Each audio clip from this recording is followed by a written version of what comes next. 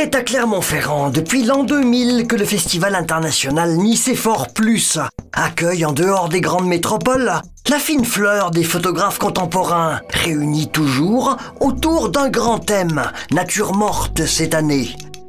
Le but, c'est d'essayer d'offrir au public l'éventail le plus large possible des interprétations qui ont pu être faites de ces thématiques. À tout seigneur, tout honneur, ce festival est dédié au Barcelonais Tony Catani, disparu l'année dernière.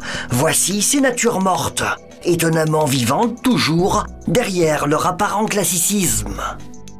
Même s'il s'agit d'objets inanimés, en fait, on sent à travers toutes ces images que brûle comme une espèce de feu intérieur, comme une âme. Le berlinois Ingar Kraus conjugue aussi volontiers exigence esthétique et rejet de toute mièvrerie académique. C'est un travail résolument moderne, où au-delà même de la photographie, il y a tout un travail qui est fait sur l'image, qui rend ces photos totalement intemporelles et parfaitement contemporaines. Quel rapport, au fait, avons-nous chacun avec notre propre nature, lorsqu'elle est rendue à l'état de nature morte?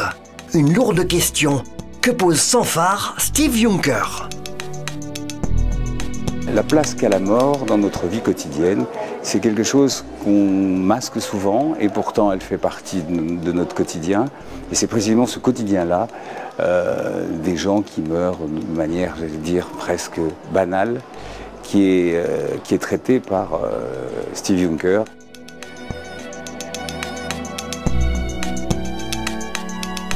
William Robb, ce que j'aime bien, c'est qu'il y a aussi, il y a toujours malgré l'aspect très noir et très sombre de ces photos, là encore, en fait, il nous parle de la vie, il nous parle du temps qui passe et qui laisse son empreinte sur les choses ou sur les gens.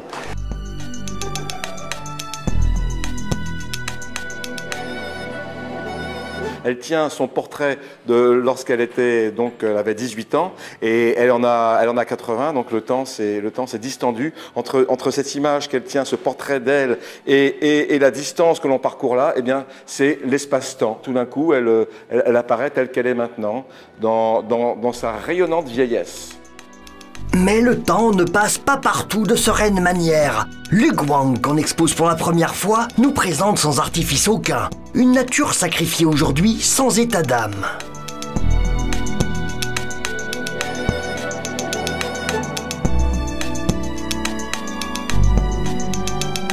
L'inconcevable peut devenir vrai, nous avertissent Yves Marchand et Romain Meffre, dans la ville américaine de Détroit, aujourd'hui totalement en ruine, après son complet déclin industriel.